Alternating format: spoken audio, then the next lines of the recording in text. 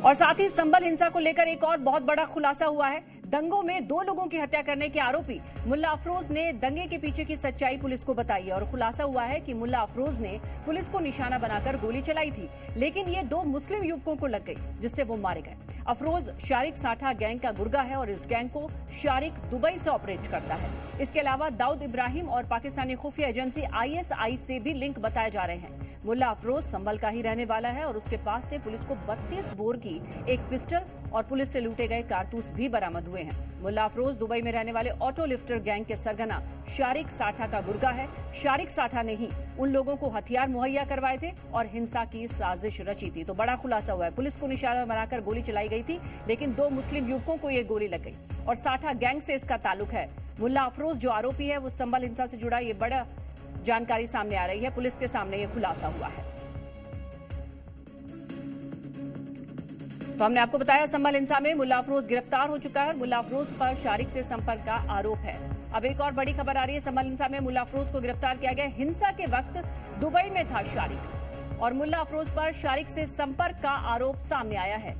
जब हिंसा हुई थी उस वक्त ये दुबई में था। शारिक साठा गैंग से इसके ताल्लुक सामने आए हैं और फिलहाल अफरोज मुल्ला को गिरफ्तार कर लिया गया है। मुल्ला अफरोज पर शारिक से संपर्क का भी आरोप अब लग रहा है।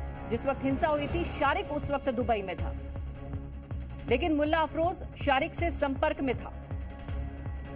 संभल हिंसा की जांच जैसे जैसे आगे बढ़ रही है, लगातार नए खुलासे हो रहे हैं। पुलिस का भी ये दावा है कि इस पूरे दंगे के पीछे पूरा कनेक्शन दुबई का था। इसका तर्क ये है कि पुलिस ने मुल्ला अफरोज नाम के एक शख्स को गिरफ्तार किया है। मुल्ला अफरोज का कनेक्शन शारिक साठा से है। शारिक साठा साल 2012 से ही फरार चल रहा है। वो दुबई में बैठकर संभल में जो दंगे हुए, जो हिंसा हुई, उसकी उसने प्लानिंग रची, ये पुलिस का दावा है। इन्हीं सभी पड़तालों के लिए जब हम यहाँ पर पहुंचे तो ये मुल्ला अफरोज का घर है। मुल्ला अफरोज के घर पर हम प्रयास करते हैं कि यहाँ पर किसी से हमारी कोई बातचीत हो पाए, लेकिन यहाँ पर कई बार प्रयास करने के बाद भी कोई दरवाज़ा नहीं खोल रहा है। एक बार फिर से यहाँ पे कोशिश करते हैं।